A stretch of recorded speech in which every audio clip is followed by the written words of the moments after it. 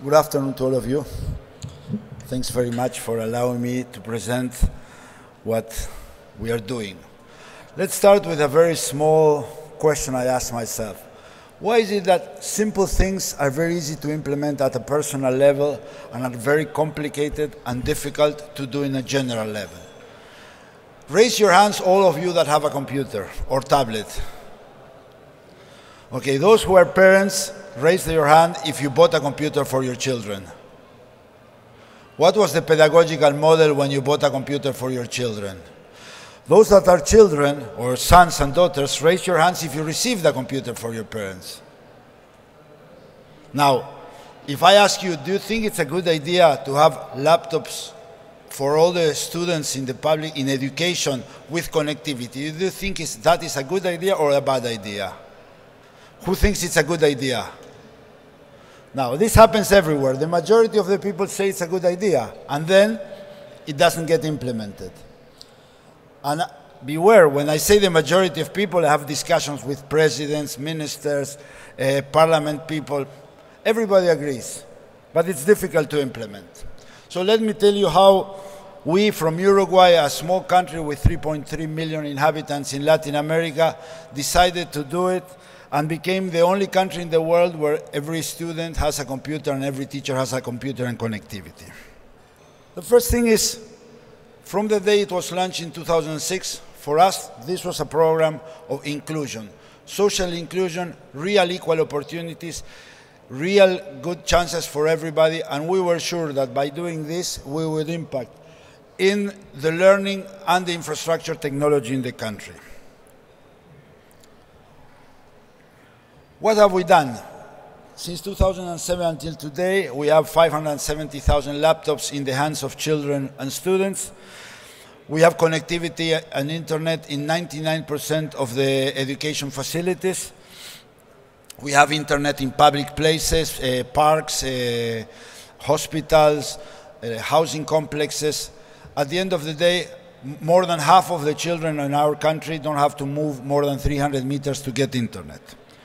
We are now reaching with fiber optics. We have 800 places with fiber optics, and by the end of next year, all our facilities will have fiber optics if they are in urban area. And at the same time, we are integrating video technology with a very complex video conference equipment in all the schools that we have fiber optics. Next thing is, what's the cost of it? Because it's very nice. The cost of this is $100 a year per student, including the laptop, the changing of the laptop every 4 years, the connectivity, the platforms, the support, spare parts, etc. So it comes out less than $8 per month per student, a total cost of ownership over 4 years of $400. There's a big discussion in the world about technology, why it has had so much impact in our lives in many aspects in the last 50 years, and why it has been with so little effect on education. I have a theory, and that theory is that most of the things that have happened in technology and education have been vendor-oriented. When I mean vendor-oriented, I mean that the vendors of technology have put the agenda on us. Let me ask a question that, how was the pedagogical model? What was the idea of filling classes with computers and teaching the students to do spreadsheets and word processors? I mean, you look in time and you say, why didn't they teach programming? Why didn't teach them logic? Imagine if I would say that we are very well advanced in technology because we have a class where teachers are teaching the students how to do Twitter. Everybody would laugh. Or how to text message. That was because the students or the teachers were never part of what we were doing. So what are the challenges? The challenges are to make tools for the teachers to make the life easier for them.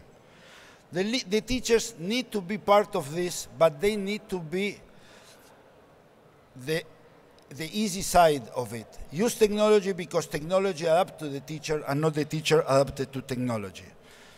Every country has a problem in mathematics and reading. What we've done, we've decided to solve this problem of mathematics, we're installing a national a mathematical platform, adaptive mathematical platform that will cover all the years of all these 9 grades and will allow every student to get into wherever he can and move inside more difficult or more simple mathematical problems provided by the system. All the information gets back to the teacher and the teacher can help the student on those areas. We've also converted the Khan Academy platform into Spanish. We have around 1,500 videos now in Spanish.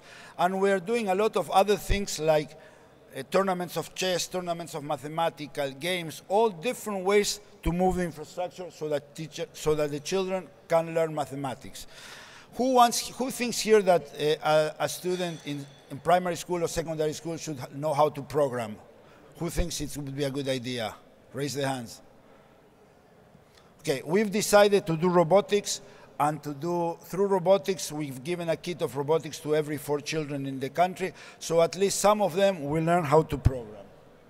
Evaluation, that's a very important thing. We've built a platform for online evaluation. Last year we took around 500,000 tests in 4th grades on mathematics, science, and comprehension. The teacher knows exactly at the same time as his students the results. He can verify why they did wrong, what they did right. He can compare himself with his neighborhood, with any part of the country. These tests have been this year a normal test. Next year going to be adaptive tests too. English, we want to be a bilingual country. You cannot be a bilingual country if you don't have enough teachers. Now, how have we solved? We've put in video conference in all the urban areas, and we have remote teachers teaching local teachers that don't know English with their students English. This has been an experiment in 2012 with 50 groups. We're going to do 1,000 groups next year. We are pairing this with the British Council organization. Reading, last but not least.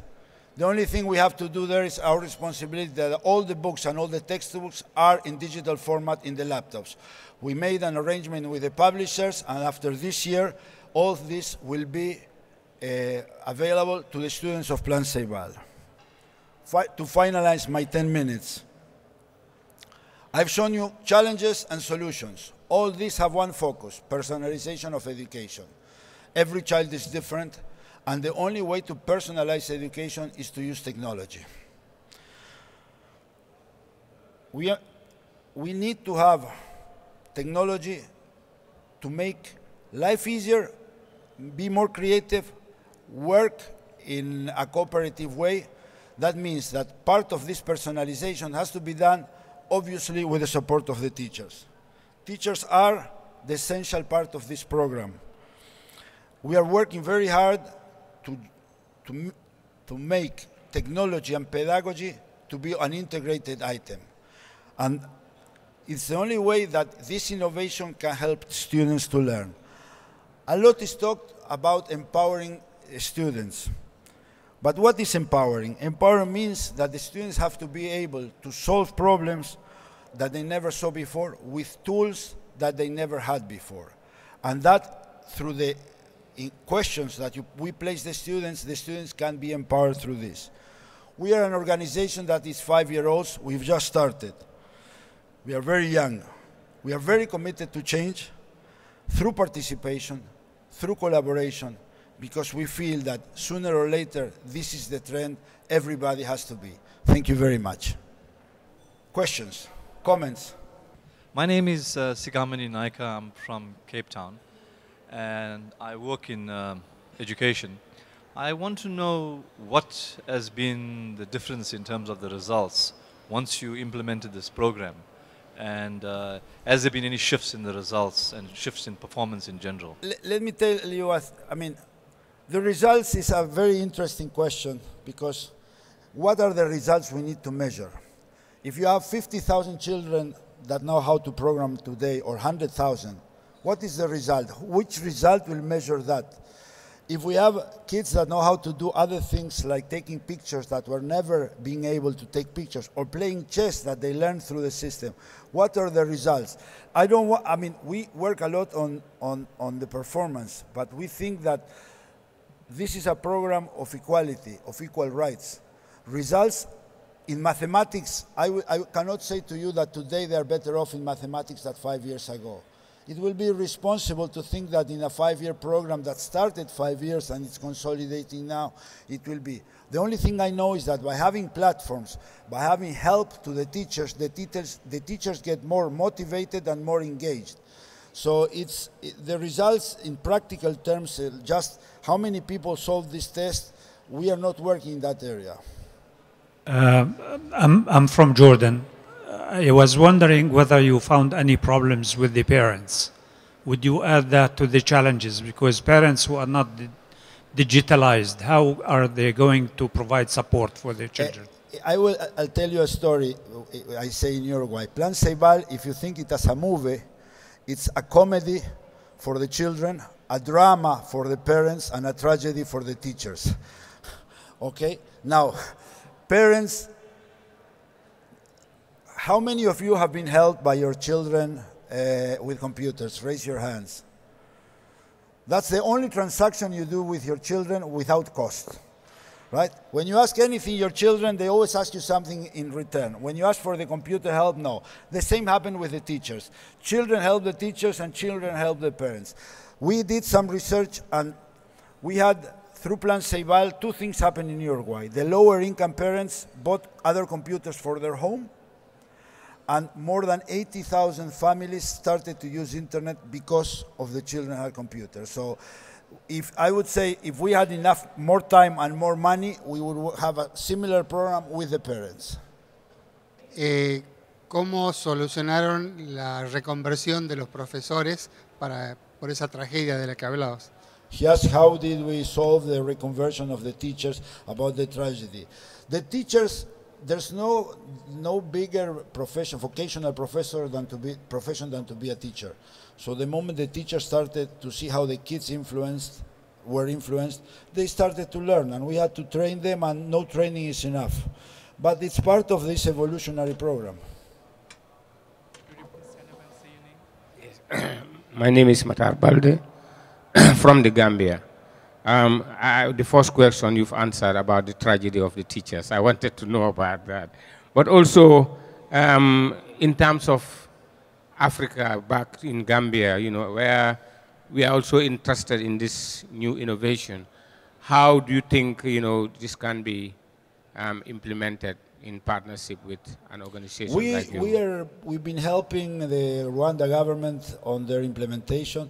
We have a team of people that helps other countries that are doing. We helped the Armenian Karabakh to do it, so we can discuss. I mean, this is not our business, but we can help because we need other countries doing this.